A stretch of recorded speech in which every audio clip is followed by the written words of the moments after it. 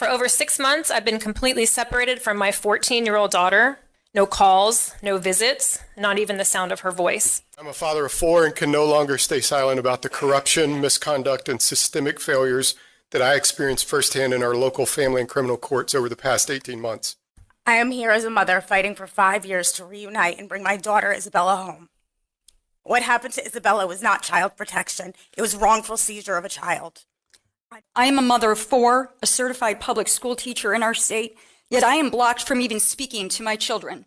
In my case, I was indefinitely barred from my children's school in Volusia County, no notice, no hearing, cut off from my child's IEP process, stripped of rights guaranteed by law. The separation began with an ex parte order signed by a previous Volusia County judge, written and submitted by the guardian ad litem, who claimed that my daughter would be both in physical and emotional danger if she wasn't immediately removed. Isabella has been held unlawfully in Florida, separated from me for years. The impact on our whole family has been devastating. I was denied access to counsel by a general magistrate and a judge. I was barred from presenting critical evidence, prevented from calling witnesses in key hearings, and excluded from illegal ex parte hearings. This was not a lawful relocation. This was state-enabled child trafficking under the color of law. Councilman Don Dempsey held a private discussion without the public present. His law office works alongside attorneys implicated in these very same harms, including Brett Kosijan, who continues to intimidate parents through threats and emails under protection of the courts, the sheriff, and the DeLand Police Department. The judge who took over was even more erratic. She had emotional outbursts in the court, stormed out of the courtroom, threatened the entire courtroom with jail, met privately with the guardian ad litem, refused to hear from the teenagers involved, even though the police said they would make that happen. The retaliation we have faced for speaking up about what she has endured is absolutely reprehensible. What's even worse is that there are people out there, even some relatives, who have been made to believe that Isabella isn't even my child. Imagine that. That's how far this system has gone to erase me, to erase our lives, and to rewrite the truth.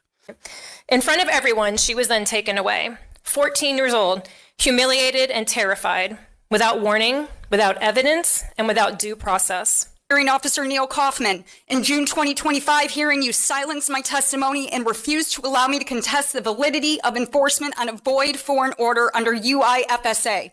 While my children were taken and returned and taken again, no abuse, no neglect, then placed under the control of a documented substance abuser.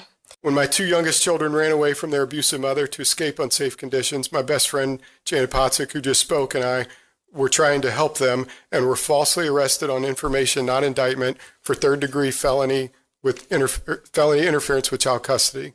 I've always been a hands-on mother, the PTA mom, the team mom, the cheer mom, the volunteer in the classroom, the kind of parent that every community depends on.